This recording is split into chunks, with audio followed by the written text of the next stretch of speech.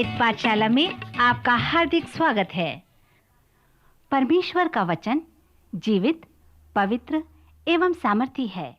आशा है कि आज के वचन से आपको आत्मिक लाभ होगा। तो लीजिए, प्रस्तुत है ये संदेश। श्रोता मित्र, आपको मेरा नमस्कार। यह समय है कि आप परमेश्वर के पवित्र वचन के अगले अध्ययन के लिए पवित्र शास्त्र अपने हाथों में ले लें और मेरे साथ अध्ययन करने के लिए तैयार हो जाएं। हम अपने सर्वेक्षण में यहोशू की पुस्तक तक सर्वेक्षण कर चुके हैं और अब न्यायों की पुस्तक का सर्वेक्षण करने के लिए तैयार हैं। यहोशू की पुस्तक का विषय था विजय, अर्थात जाओ और कनान देश को अपने अधिकार में कर लो।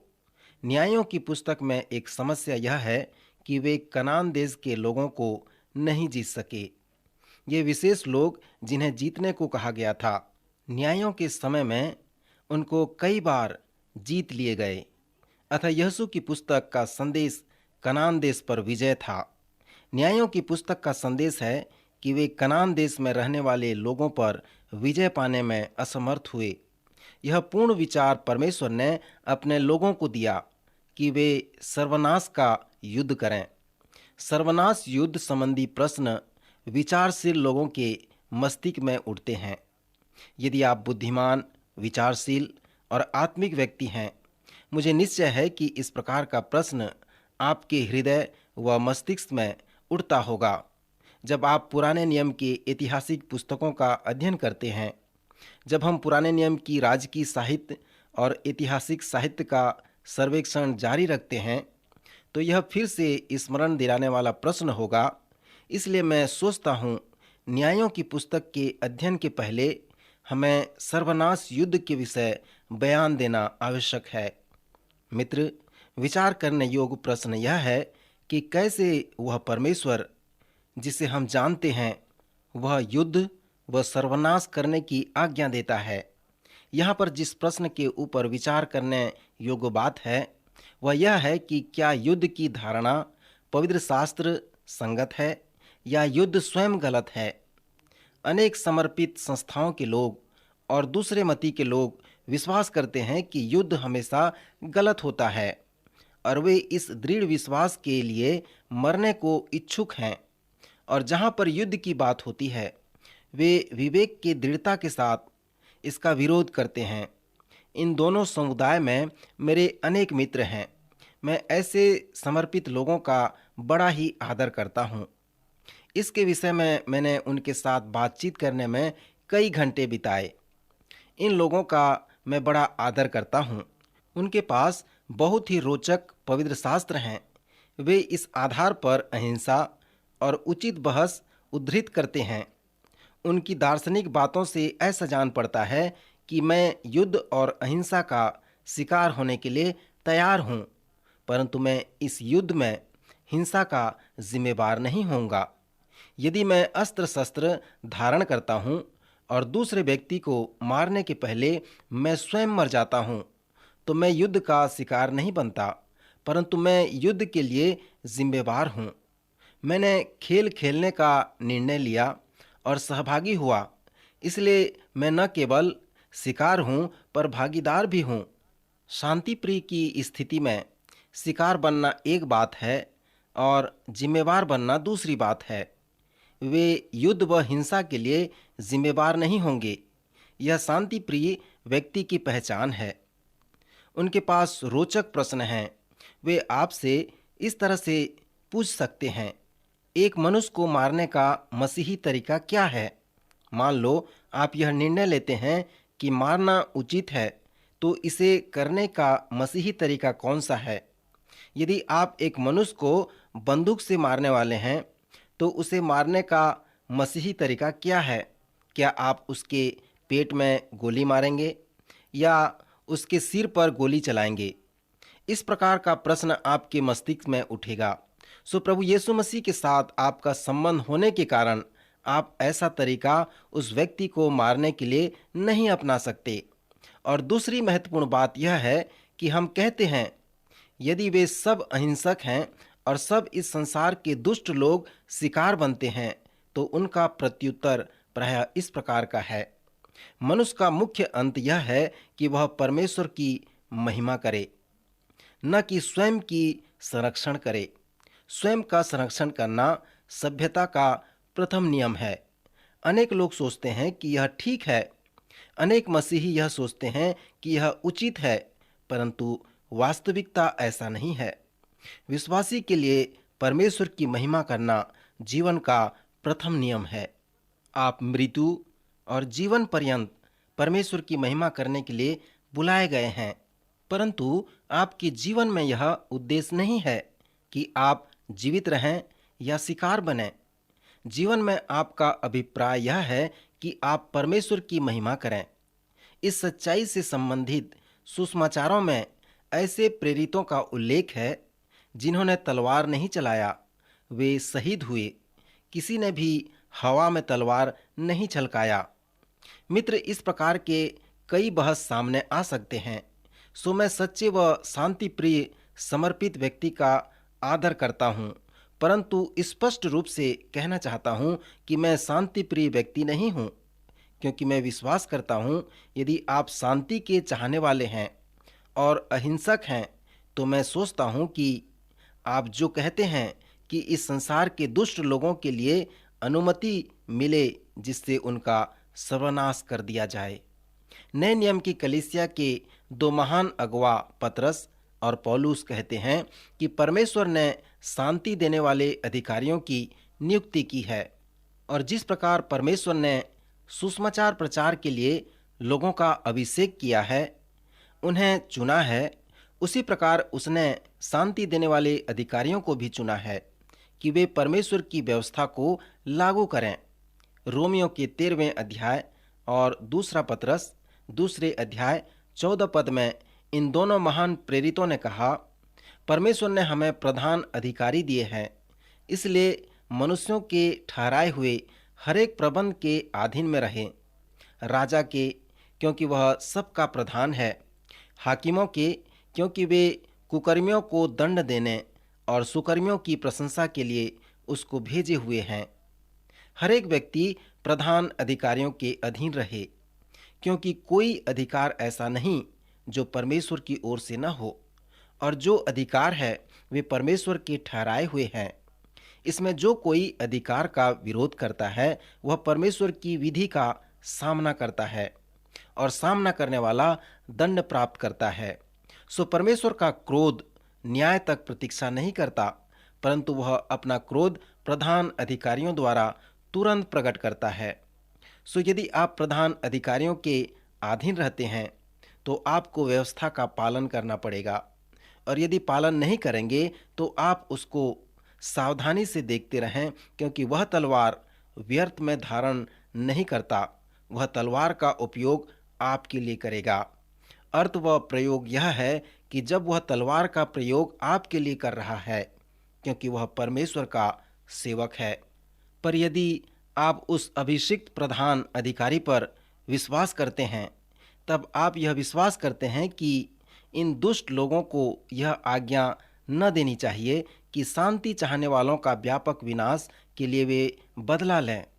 यदि हम सब 40वें वर्ष में शांति प्रिय थे, तो इस पृथ्वी में इस समय एक भी यहूदी न होते, क्योंकि हिटलर उस समय सबको मार डालता, और यह कटु सत्य है, क्योंकि उसने यहूदियों का सर्वनाश करने का प्रण किया था। श्रोता, मैं विश्वास करता हूँ कि यदि सहयोगी सेना यूरोप और अंत में बर्लिन नहीं गई होती, तो आज के दिन तक एक भी यहूदी जीवित नहीं बचते। मुझे ऐसा जान पड़ता है कि बहुतेरे शांति चाहने वालों ने संसार के हिटलरों को युद्ध की अनुमति दी। मैं पौलुस व पतरस पर विश्वास करता हूँ, जिन्होंने रोमी 13 और पहला पतरस 2 अध्याय 14वें पद को लिखा। आप सेना के बल पर विश्वास करते हैं। जब आप इस स्थिति में हैं तो आप दृढ़ सुरक्षा पर विश्वास करते हैं और युद्ध में भी विश्वास रखते हैं। जनरल आइजनहावर, जो साहसिक सेना का प्रमुख था, जिसने नारमंडी पर अति आक्रमण किया और बाद में बर्लिन के प्रत्येक स्थान में गया और एक दिन राष्ट्रपति बन गया, उसकी माता शांति प्रिय महिला थी। जब 5 दिन तक 20वीं वर्षगांठ का समारोह मनाया गया, सो अंग्रेज साहसिक सेना ने 2 सेनापति का साक्षात्कार किया और इस साक्षात्कार में वाल्टर क्रोनकाइट ने सेनापति से पूछा, क्या यह सत्य है कि उसकी माता शांति प्रिय महिला थी जो उसके लिए समस्या का कारण थी?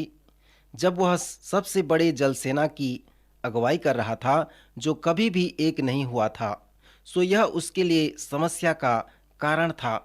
सेनापति आइजनहावर ने कहा, हाँ, वह पड़ाव था जिसमें एकाग्रता की भावना थी जो स्वतंत्र किया जा चुका था। मृत्यु पड़ाव में मैंने देखा कि नजीज ने क्या किया। दोबारा शांति की भावना को मैं बर्दाश्त नहीं कर सका। मैं इस निष्कर्ष पर पहुंचा कि हिटलर का नजीमवाद संसार के लोगों के शरीर के लिए कैंसर के समान था, और यदि यह कैंसर था तो उसे साधारणतः काट के फेंक देना था। जब मैंने मृत्यु के पड़ावों को देखा तब यह प्रश्न मुझसे सहा नहीं गया। श्रोता मित्र, यदि आप विश्वास करते हैं जैसे सेनापति आइसन ने किया कि इस संसार में दुष्ट लोग हैं, परमेश्वर चाहता है कि उसका क्रोध उन पर भड़के। क्या आप सेना की ताकत पर विश्वास करते हैं? और क्या आप अभिषिक्त अधिकृत प्रधान अधिकारियों और युद्ध पर विश्वास रखते हैं? मेरे पिता ने युद्ध में बड़ी लड़ाई लड़ी थी। वे उस विश्व युद्ध को कहते हैं जब सब युद्धों का समाप्त हो गया था, जिसे उन्होंने सन 1918 में लड़ा था। 20 वर्ष के पश्चात उसके पुत्रों ने वही जानकर उन्हीं लोगों के साथ लड़ाई की जो 1918 में लड़े थे। प्रथम विश्व युद्ध में जब हमने जर्मनी को जीता, तब हमने सर्वनाश का युद्ध नहीं लड़ा। यह धोखापूर्ण विजय भी नहीं थी, क्योंकि 20 वर्षों के बाद वे दोबारा युद्ध करने के योग्य थे। मैं विश्वास करता हूं कि वियतनाम का युद्ध बहुत ही गंदा था। मेरा एक भाई वहां पर 39 महीने तक था और मैं नहीं सोचता कि वह इतना महीना अच्छे से व्यतीत किया होगा। वियतनाम में नियम कानून नहीं थे। मेरे भाई के एक अच्छे मित्र थे जो मारे गए, क्योंकि छोटे छोटे बच्चे उन पर चढ़ के, उनके ऊपर बैठ के उन्हें हथगोले फेंक दिए और उन्हें मार डाला। मित्र, युद्ध जो है भयंकर भय और विनाश का कारण होता है। युद्ध तीव्रगामी, निर्णायक व विजयी होता है। युद्ध वास्तव में भयंकर और डरावना है। सो मित्र, आइए हम सब मिलकर न्यायों की पुस्तक का सर्वेक्षण करें। जैसे हम न्यायों की पुस्तक में आते हैं तो हम एक ऐसे पुस्तक का अध्ययन करते हैं जो इब्रानी इतिहास के 400 वर्ष को बताता है, जो इतिहास की एक बड़ी संख्या है। उत्पत्ति और निर्गमन के बीच का समय 400 वर्ष का था और पुराने नियम और नए नियम के बीच का समय भी 400 वर्ष का था। फिर न्यायों की पुस्तक भी 400 वर्ष के समय का वर्णन करती है। यहोशू की पुस्तक का प्रारंभ मूसा की मृत्यु और यहोशू मूसा का उत्तराधिकारी बनता है। इससे यह पुस्तक प्रारंभ होता है। न्यायों की पुस्तक के आरंभ के वाक्य में यहोशू की मृत्यु का वर्णन है। फिर उसकी मृत्यु के पश्चात प्रजा में नेतृत्व की कमी हुई। यहोशू अपनी नेतृत्व की भूमिका अदा करने के लिए उत्तराधिकारी को प्रशिक्षित करने में सफल नहीं हुआ। इस परिप्रेक्ष्य से इस पुस्तक में नेतृत्व का बयान शून्य है और इससे यह अर्थ निकलता है कि यहोशू उत्तराधिकारी को प्रशिक्षण देने में असफल रहा। यह मनुष्य एक महान अगुवा था और परमेश्वर के कार्य में उसने एक बड़ा योगदान दिया था, परंतु इससे उस पर नकारात्मक प्रभाव पड़ा और इससे ऐसा जान पड़ता है कि वो एक उत्तराधिकारी को प्रशिक्षित नहीं कर सका। श्रोता मित्र, न्यायों की पुस्तक के माध्यम से हम यह जान सकते हैं कि सभी न्यायों ने अपने उत्तराधिकारी को प्रशिक्षित नहीं किया जो उनकी नेतृत्व की भूमिका अदा कर सकें। जब तक न्यायी जीवित रहे तब तक अच्छा नेतृत्व था, परंतु जब उनकी मृत्यु हुई तो वहाँ अगुवे नहीं रहे और नेतृत्व में कमी पाई गई। पवित्र शास्त्र की अनेक पुस्तकों की भांति न्यायों की पुस्तक के लेखक का नाम भी अज्ञात है। यह ऐतिहासिक समय हमें यहोशू की मृत्यु से लेकर शमूएल की पुस्तक तक पहुंचाता है, जिसमें 400 वर्ष का समय है। न्यायों की पुस्तक का मुख्य पद हमें बताता है कि इस ऐतिहासिक समय में इस्राएल में कोई राजा नहीं था और हर एक मनुष्य ने वही किया जो उनकी दृष्टि में अच्छा था। यह बात न्यायों की पुस्तक में हमें 4 बार कहा गया है और न्यायों की पुस्तक का मुख्य बयान यही है। यहाँ पर ऐसा जान पड़ता है कि राजतंत्र के समय उनके पास राजा था और उसी ने यह बयान व्यक्त किया था। फिर भी जब हम पीछे देखते हैं तब वहाँ पर नेतृत्व शून्य था। सो वहाँ पर जो कोई भी हो, नेतृत्व की कमी थी। अनेक विद्वान विश्वास करते हैं कि न्यायों की पुस्तक का लेखक शमूएल था और राजतंत्र के समय में उसने इस पुस्तक को लिखा था। फिर यहोशू की मृत्यु के बाद न्यायों ने इब्रानी ऐतिहासिक समय की कड़ी को 2 पुस्तक जो शमूएल के नाम से जोड़ा गया है। यह वह समय है जिसे इब्रानी इतिहास के अंधकार का युग कहा गया है और यह वह समय है जो उत्तरी और दक्षिणी राज्य की बंधुआई को अलग अलग करने में प्राथमिकता दी गई है। न्यायों की पुस्तक में भयंकर संदेश हैं। संदेश का मूल समस्या आत्मिक कैंसर जैसा था, जो सब प्रकार का घृणित व दुखदायी परिणाम उत्पन्न करता है। वह समस्या अर्थात वह आत्मिक कैंसर को विद्रोह कहा गया है। अंग्रेजी में इसे एपोस्टेसी कहा गया है, जो 2 शब्दों से मिलकर बनता है, एपो और स्टेसी। इसका अर्थ खड़ा होना है और एपो का अर्थ दूर होना या दूर हो जाना है। मित्र, स्मरण करें कि यहोशू की पुस्तक के अंत में इस्राएली प्रजा ने विश्वास किया और कहा कि हम परमेश्वर की सेवा करना चाहते हैं, उसको प्रथम स्थान देना चाहते हैं और उसकी आज्ञा पालन करना चाहते हैं। यहोशू ने अपनी स्थिति पर विचार किया और कहा, तुम्हें चुनाव करना पड़ेगा, परंतु मैं अपने घराने समेत यहोवा ही की सेवा करूंगा। तब लोगों ने चुनाव किया और कहा, हम यहोवा की सेवा करेंगे। उन्होंने यहोवा की सेवा करने का निर्णय लिया और वे अपनी स्थिति को पहचाने। यहाँ पर विद्रोह की स्थिति सामान्य है, परंतु बाद में वे इस स्थिति से दूर हो गए। सो यही है परमेश्वर पर विद्रोह करना। न्यायों की पुस्तक में वे 7 बार परमेश्वर से विद्रोह किए और चक्र में घूमते रहे। श्रोता मित्र, मैं इस ऐतिहासिक चक्र को उदाहरण के द्वारा समझाना चाहूँगा, जो न्यायों की पुस्तक में 7 बार आया है। आप इस चक्र के विषय में थोड़ा विचार करें, जो दीवाल घड़ी के समान था। 12 बजे उन्होंने परमेश्वर को प्रथम स्थान दिया। उनका संबंध परमेश्वर से सही था और वे परमेश्वर की सेवा कर रहे थे और उसे प्रथम स्थान दे रहे थे। परंतु उसके बाद 1 बजे के लगभग उन्होंने विद्रोह किया और यहोशू की पुस्तक में जो स्थिति अपनाए थे उससे वे मुकर गए, अर्थात वे अपने मूल दशा में आ गए और 2 बजे वे अपने परिणाम की दावत का अनुभव कर रहे थे, जो हमेशा विद्रोह का अनुसरण था। उन्होंने नैतिक भ्रष्टाचार को विकसित किया। 3 बजे राजनीतिक भ्रष्टाचार को विकसित किया और तब 4 बजे के लगभग चक्र पर परमेश्वर ने एक शत्रु को खड़ा किया। यह शत्रु कनानी, मिद्यानी, मुआबी या फिलिस्तीनी हो सकता है, परंतु परमेश्वर ने एक बड़े शत्रु को खड़ा किया। सब तरह से परमेश्वर चाह रहा था कि ये लोग उसकी सुने, परंतु उसकी ओर किसी ने ध्यान नहीं दिया। तब परमेश्वर ने उस शत्रु को खड़ा किया और 5 बजे युद्ध आरंभ हुआ और उस शत्रु के द्वारा वे जीते गए जिसे परमेश्वर ने खड़ा किया था। फिर उस युद्ध में शत्रु द्वारा जीतने के बाद वे उस चक्र के निचले भाग में थे। उस समय वे अपने पराजय का अनुभव करने पाए। जो घात नहीं किए गए थे वे गुलाम बना लिए गए।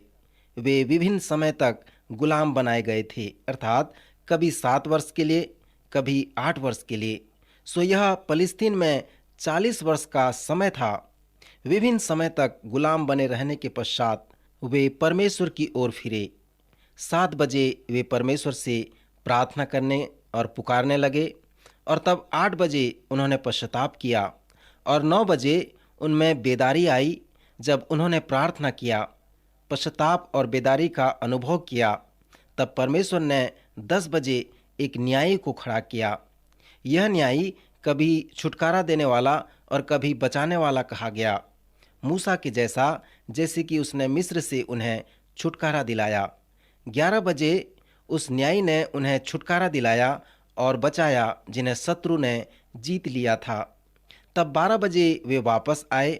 फिर चक्र के ऊपर परमेश्वर अपने उचित स्थान पर था और वे परमेश्वर की सेवा कर रहे थे और परमेश्वर के साथ उनका संबंध सही था।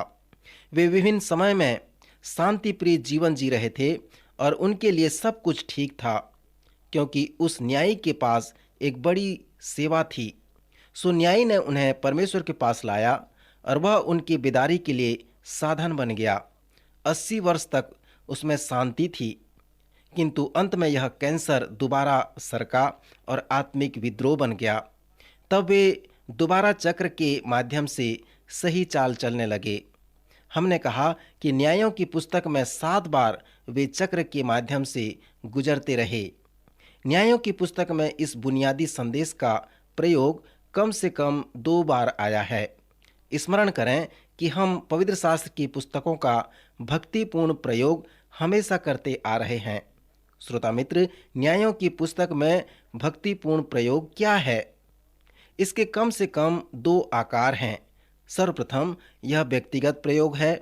जब उत्पत्ति और निर्गमन की पुस्तक में वापस जाकर वहां बताए हुए उद्धार के रूपक कथा को स्मरण करें, यदि हम अपनी तस्वीर उद्धार के दृष्टांत में देख सकते हैं और उद्धार के लिए अपनी पहचान बनाते हैं और मिस्र से उनके छुटकारे में अपनी पहचान बनाते हैं, जैसा कि हमारे पाप से हमारा छुटकारा है, और यदि हम कनान जाने में और कनान पर भी अपनी विजय में अपनी पहचान बनाते हैं, तो हमारे सामने एक ऐसी तस्वीर उभर कर आती है कि हमें हमारे आत्मिक मिस्र से छुटकारा मिला है और हम प्रतिज्ञा के देश के आत्मिक आशीष में प्रवेश किए हैं।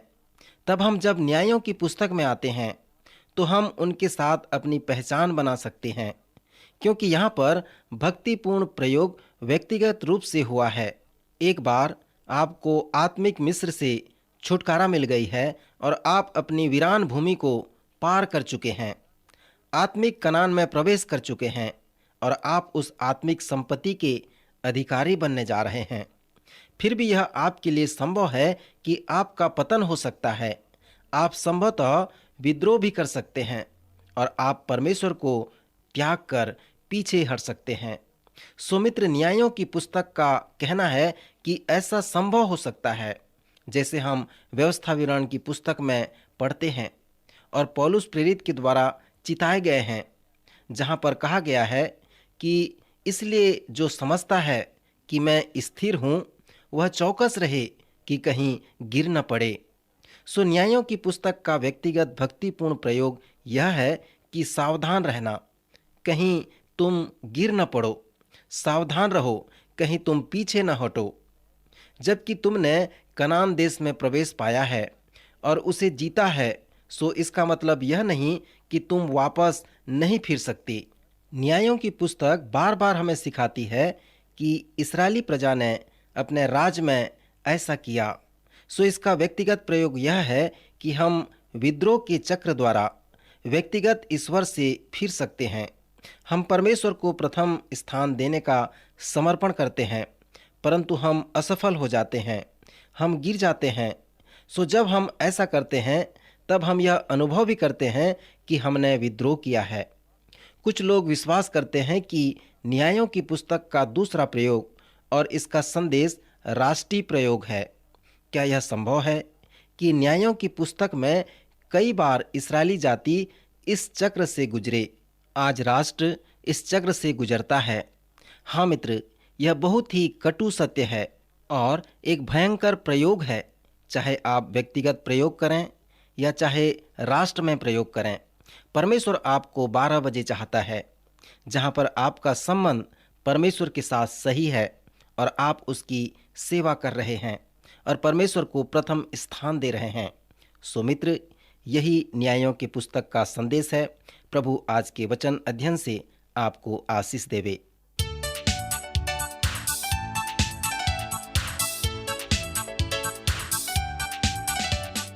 प्रिय श्रोताओं, अभी आप सुन रहे थे हमारा ये कार्यक्रम वेद पाठशाला। श्रोताओं, आपको ये जानकर खुशी होगी कि हमारे पास इस अध्ययन से संबंधित नोट्स उपलब्ध हैं, जिन्हें हम सभी श्रोताओं को निशुल्क भेजना चाहते हैं। यदि आप इसे प्राप्त करना चाहते हैं तो हमें इस पते पर लिखें। हमारा पता है कार्यक्रम Ved Pathshala, radio Vishwavani, post box number 317, Lucknow 226001, Uttar Pradesh. हमारा पता एक बार फिर सुन लीजिए। कार्यक्रम Ved Pathshala, radio Vishwavani, post box number 317, Lucknow 226001, Uttar Pradesh. और हाँ श्रोताओ, अब आप हमसे ईमेल के द्वारा भी संपर्क कर सकते हैं। हमारा ईमेल आईडी है hindiembassy@radiovv.org, hindiembassy@radiovv.org। और इसी के साथ हमारे आज के कार्यक्रम का समय समाप्त होता है। अगले कार्यक्रम में आपसे फिर भेंट होगी। तब तक के लिए आज्ञा दीजिए। नमस्कार।